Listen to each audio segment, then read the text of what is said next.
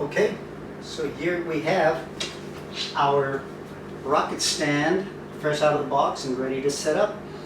And I like to start with setting up the upright poles first, okay? Starting with the top triplex unit with the swivel ring in it. And if you're on a wooden floor, a nice wooden floor, I like to use 3 mats or something to protect the floor. You can put the 3 poles on. And this is really quick and easy. I'll show you how to set it up in less than 10 minutes. I start with the upper pole segments, which will have a male end and a female end. Okay, all 3 poles. The middle pole segments will have male ends on both sides. There'll be 3 of those like that. And the bottom pole segments will also be like the top, which will have a male and a female as well. So let's start with the top segment. 1. And of course, I like to put it on a mat to protect the floor. 2.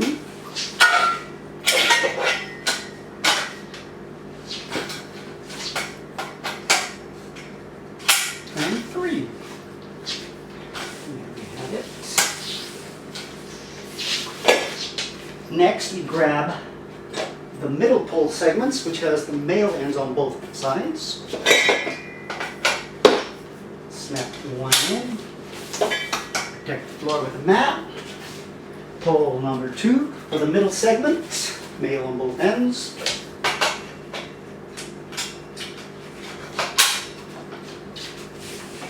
The mat under. And the 3rd one. Now you'll notice that this pole has a bracket on it. That will go for one of these guys. So it will be on the lower end of the pole because the hole will be on top because you want to slide the bracket into it. Okay? Not like this, or you won't be able to put the bracket on. I mean the handlebar. Okay? I lift it up, fit it in.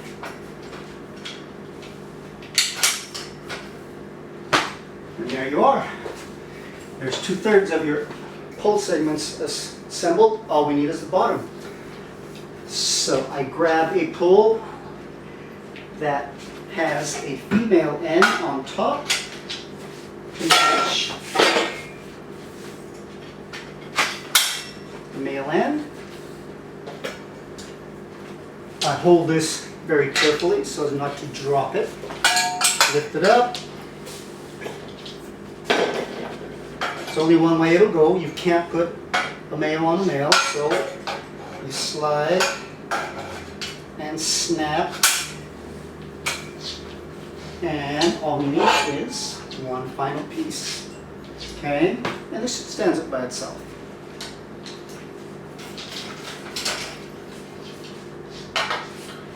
Ha! Wrong side. Here we go.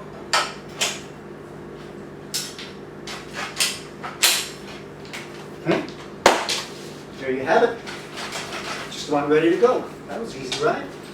Now, move these guys aside. I'm going to put the T's with each pole and grab the rounder base pole segments and start snapping them in.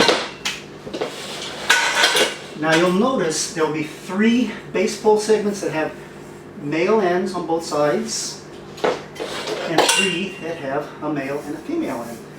And that's logical because between each 2 poles you're going to have one of each.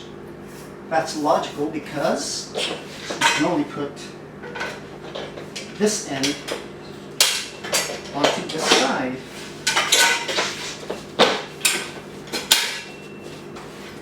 Okay.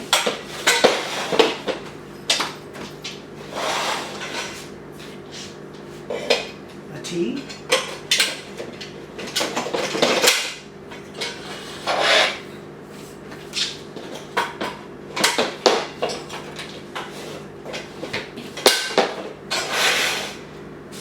was a male-male, so I'm going to grab a male-female for the next segment between these two poles.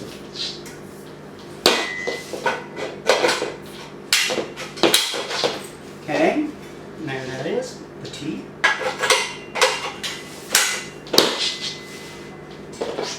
Okay, into the T goes a male end.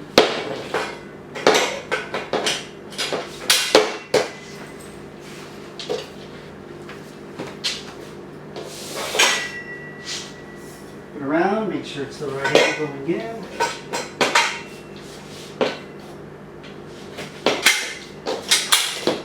Sometimes you have to rotate them a little to get the buttons to snap out. Okay, and for the final piece,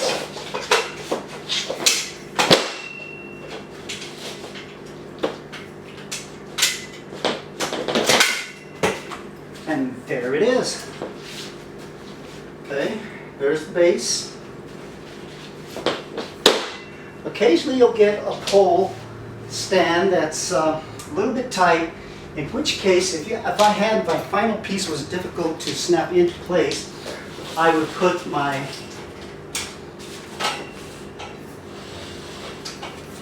base section against a wall and lift it onto my lap where I can push in gently to get the two poles to line up better and aligned.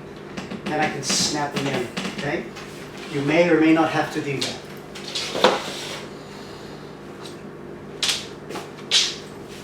Alright, now all that remains is to insert the poles into the base. So I do that one at a time. Notice I'm working by myself. Okay.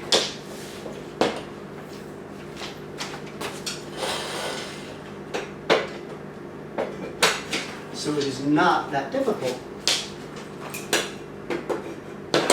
Okay. So once I got all three poles dropped into the holes, then I can begin to snap them into place. Sometimes you may need to tap the T in or out to get it to align better, but you want to make sure they're lined up very evenly so that it drops in very easily. And be careful not to pinch your fingers as it slides through into the T's. Alright? So very slowly, gingerly, after you press the buttons, let it drop. Make sure you don't pinch your fingers. I've done that before. And it can't hurt. So wiggle, make sure the buttons disappear under your fingertips, and then you can let go and let it drop. Boom! And there you go.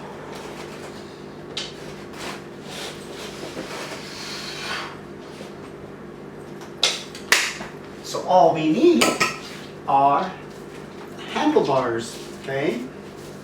There's only one way they can go if you set the brackets correctly. The holes will be towards the top.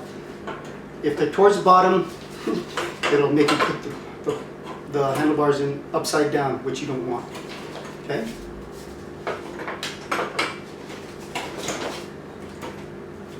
Snap it in.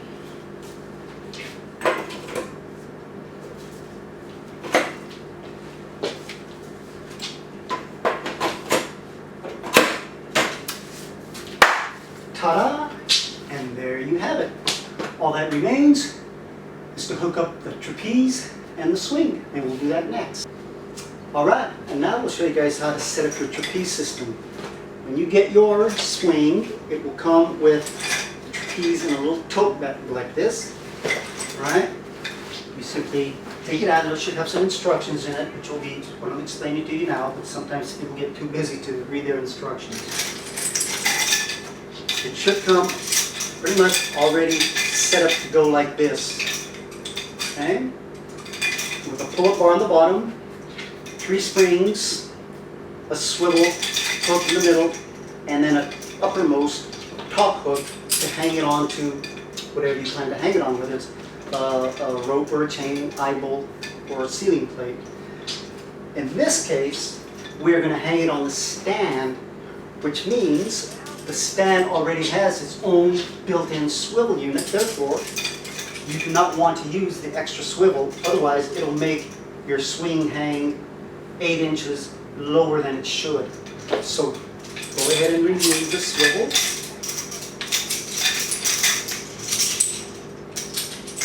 Okay? You'll want to save this and use it for when you go outdoors or traveling. If you want to take your swing to somebody's house and use it at their party, or if you go camping to the beach, something like that. For the stand, you do not need the extra swivel and hook. Please don't use it.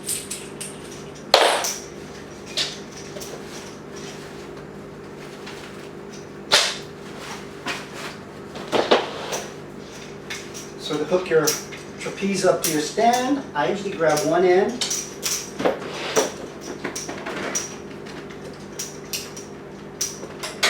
Grab the ring from spinning, snap it on, spring number 2, and ring number 3. You'll notice that your trapeze will have the large hooks on the outside and short hooks in the middle. That's because the middle spring has a shorter distance to travel. And sometimes a trapeze will come with the U-shaped hooks as well. The U-shaped hooks are the shorter ones. They will go in the middle. And there it is. Trapeze set up, ready to go. Your pull-ups on it.